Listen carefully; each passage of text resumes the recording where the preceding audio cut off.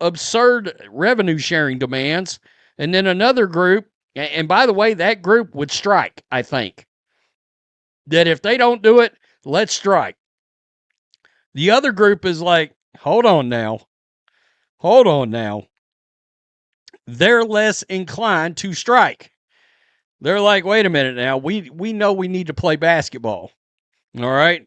I think it's very odd that between ESPN and front office sports. A recent collective bargaining agreement session took place in New York involving WNBA team ownership and player representatives, lasting approximately 3 hours. The gathering proved noteworthy because league proprietors arrived without preparing any counter-proposal, stating their belief that their existing offer represented fairness and wouldn't be altered. According to reports from the previous day's coverage, significant internal disagreement exists within the Players Association. One faction insists on maintaining their position regarding excessive profit-sharing requirements and shows willingness to walk out if demands aren't satisfied. Meanwhile, a separate contingent demonstrates reluctance toward strike action, recognizing the necessity of actual competition. Notably absent from coverage by ESPN and front office sports, the primary sources tracking these developments, is explicit mention of the highest earnings potential available to athletes under the proposed agreement. Very odd that between ESPN and front office sports, the places that's been covering this the most, I love how they do not bring up the maximum amount of money that these players would get at the end of this CBA. Right here. Based on recent reports, the league has proposed a significantly higher salary structure with a maximum compensation potentially approaching $1.3 million to nearly $2 million. League sources indicate ownership has presented a substantially elevated wage framework, with top compensation possibly reaching $1.3 million initially, climbing toward approximately $2 million as the contract period concludes. Media organizations deliberately emphasize only the $1.3 million figure, seemingly supporting player objectives by minimizing the full financial scope. Standard journalistic practice typically highlights maximum dollar amounts in such coverage for impact value. These news organizations appear intentionally omitting this information due to their alignment with player compensation advocacy. Monday's crucial conference between WNBA athletes and franchise holders at headquarters in New York consumed roughly 3 hours before participants began departing gradually. With fewer than 100 days remaining until season commencement, Union Vice President Nneka Ogwumike informed Front Office Sports that ownership acknowledged upfront they hadn't prepared proposals. Compensation potentially approaching $1.3 million to nearly $2 million over the life of the deal. They're making a point to only say $1.3 million because they're trying to empower the players. Well, it's just $1.3 million. Well, it's nearly $2 million by the end of the deal. So, and look, when you're talking about stories like this, you always go for the max amount of money involved because, well, that's what catches the attention. This disclosure essentially established the atmosphere for discussions, as player representatives anticipated different circumstances. Ogwumike explained the 3-hour session instead focused on both parties clarifying reasoning behind their respective recent submissions. A primary objective, per sources knowledgeable about negotiations, involved enabling direct connection and questioning between athletes and proprietors. Significantly prominent figures Kelsey Plum and Nafisa Collier didn't physically attend but participated through Zoom. Brianna Turner, along with Alicia Clark and Stephanie Dolson, represented players during the session. Connecticut Sun executive Jennifer Rizzotti attended alongside Washington Mystics general manager Mike Thibault and New York Liberty proprietor Clara Woodside, plus retired star Sue Bird. Involved because, well, that's what catches the attention. So these outlets are making a point to not mention that because they're all in on these players getting paid. They're getting paid. Maybe not. Monday's pivotal meeting between the WNBA players and owners at league offices in New York lasted roughly 3 hours before attendees slowly started trickling out. By the way, there's less than 100 days till the Multiple observers noted this particular assembly comprised numerous individuals known for contentious relationships with the league's most marketable talent. Commentary suggests Caitlin Clark herself should handle representation duties instead. Approximately 40 athletes total joined the media session via Zoom, including executive committee members unable to physically attend. Connecticut's Sun coach Kathy Engelbert participated along with previously mentioned individuals. Earlier reporting indicated heated discussion occurring among the 17-member WNBA executive committee. One faction believes current circumstances demand unwavering commitment, pursuing their transformed revenue structure. The start of the season. Quote, they volunteered that they did not have a proposal prepared at the top of the meeting. Nike Agumake told Front Office Sports. That kind of set the tone for the conversation because we were hoping to hear otherwise. Agumake said the 3-hour meeting was instead spent both sides explaining the thinking behind their recent proposals. One of the main priorities, according to one source familiar with the negotiation, was to allow players. The opposing group shows less enthusiasm for potential walkout action. Following this report's circulation, union leadership attempted limiting damage. Ogwumike and Clark rejected any internal division claims. Clark stated no fracturing exists whatsoever. Ironic given observers literally created content titled using that exact terminology. Political figure Stacey Abrams participated in the call, as did AFL-CIO leader Liz Schuler, both expressing support toward the WNBA position. Abrams' involvement raised questions about strategic priorities and public perception management. Negotiation was to allow players and owners to connect and ask questions of each other. By the way, the high-profile visits, attendance, in person of Kelsey Plum and Naphesia Collier did not happen. They called in via Zoom, it looks like. Good God. Breonna Turner. I mean, y'all got the worst. Commentary suggested including increasingly polarizing personalities undermines league growth objectives. Observers questioned the rationale for Abrams' presence, viewing it as further public relations mismanagement. Fan responses reflected frustration with union tactics.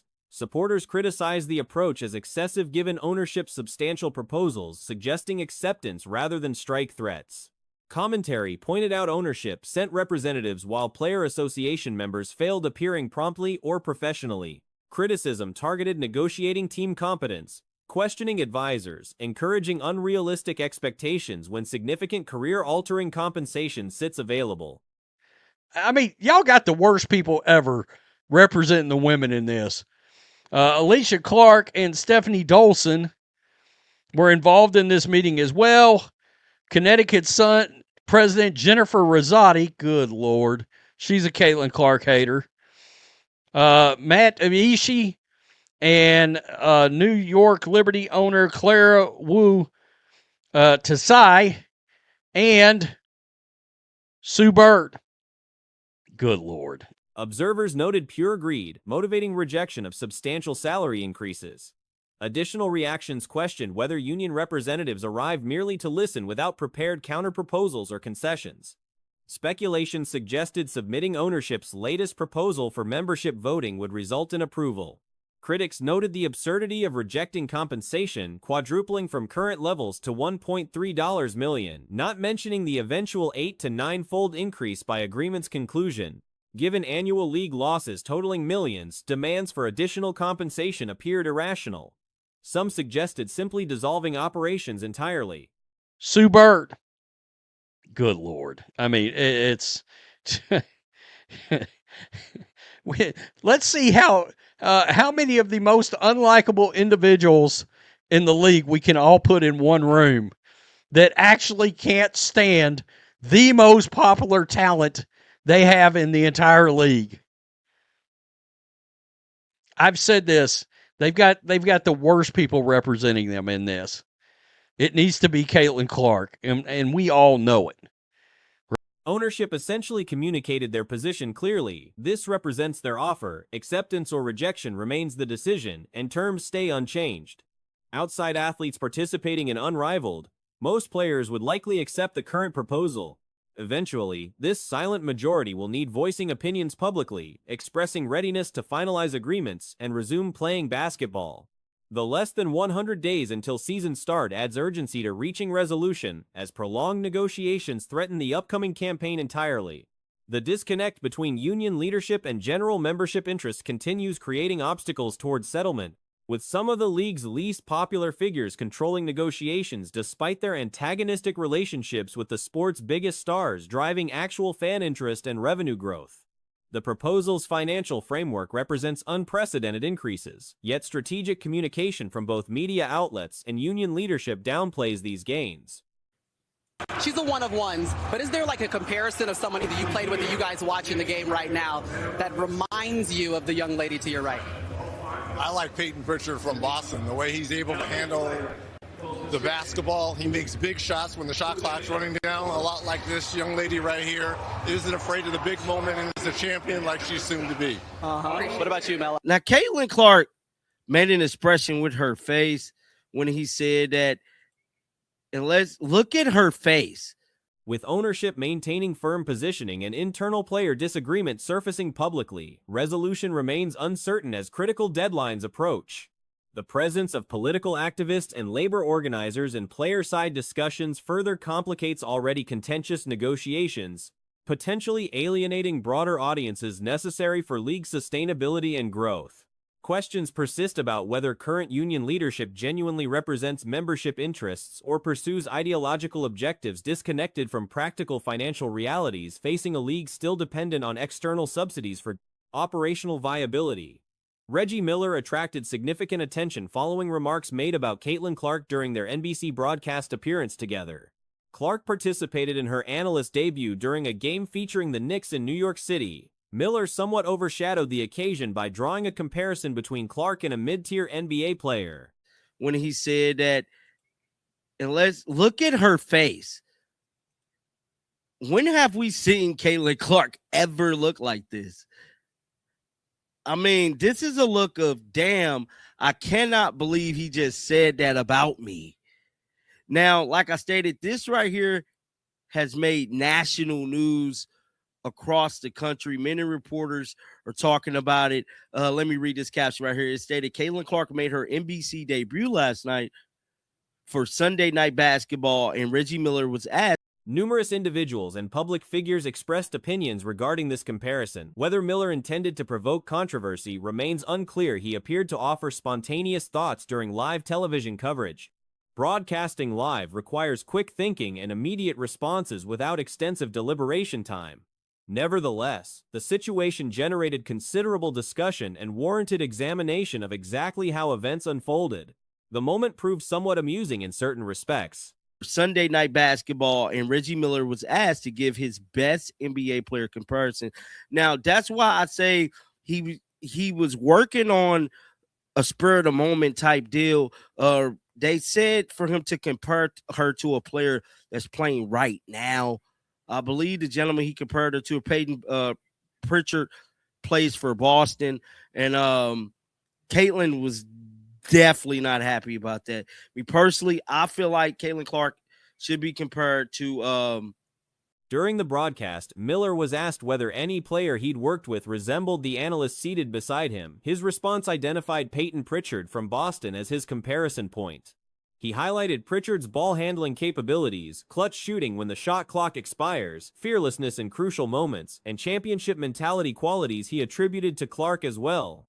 Another analyst was then asked for their perspective on the comparison. Clark's facial expression following Miller's statement became notable. Steph Curry, hands down, Stephen Curry, like night and day. Like, you wake up, you see Steph game in her game. This shouldn't even be up for debate. I don't know why he said Peyton Pritchard. Hopefully I'm saying the young man's name right. But Dave Portnoy weighed in on the conversation. He said, I love Peyton Pritchard, but this may be the worst comparison ever. It's Magic or Steph. Her look conveyed apparent disbelief or surprise at the comparison being drawn. This reaction generated national attention across sports media, with multiple reporters discussing the moment. The context clarified that Miller was working spontaneously, asked to compare her to a current NBA player on the spot. Pritchard plays for Boston, and Clark's expression suggested dissatisfaction with the parallel being drawn. Many observers felt Clark deserved comparison to Stephen Curry, instead an obvious and immediate association given their playing styles. It's Magic or Steph. Maybe a worse SGA. Wow. Now, one NBA player has opened up about this entire situation on his podcast, and that is Paul Pierce. He definitely weighed in on the Reggie Miller, comparing her to Peyton Pritchard. This is an embarrassment. Look at her face, dog. This Maybe is she's an just awkward. embarrassment. It's her first time doing like media on TV. She's doing the media, holding the mic. You know what I'm saying? The similarities between Curry's game and Clark's seem readily apparent and shouldn't require debate. The Pritchard comparison puzzled numerous commentators. Dave Portnoy weighed in, expressing affection for Pritchard while calling it potentially the worst comparison ever made. He suggested Magic Johnson or Curry as appropriate, or perhaps Shai Gilgeous-Alexander as a lesser alternative. Paul Pierce addressed the situation on his podcast, providing extended discussion of the Reggie Miller comparison. On TV, she's doing the media, holding the mic. You know what I'm saying? Peyton Pritchard? Go ahead, P. What's the let P. You say his piece. like she had the look of like, bro. Dog. I was thinking more Steph Curry. Everybody thinks that because Because, of impact. We're talking about skill set though, just skill set alone.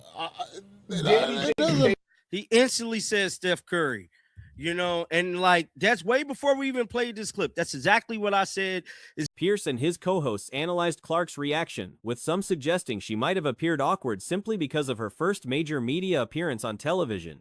However, the consensus leaned toward her facial expression conveying genuine surprise or disappointment at the Pritchard parallel. Pierce immediately identified Curry as the logical comparison before even viewing the clip, based solely on hearing about the controversy. The discussion emphasized that when examining Clark's playing style, the Curry comparison seems unavoidable and obvious. Both players execute logo three-pointers and deep shots from various positions. Is that when you look at the style of play Caitlin Clark has, it's very similar to Steph Curry. And it's hard, very, very hard not to see that.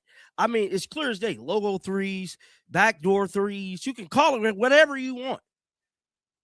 When it comes to her cerebral, her brain, and the way she shoots the basketball is next level, bro.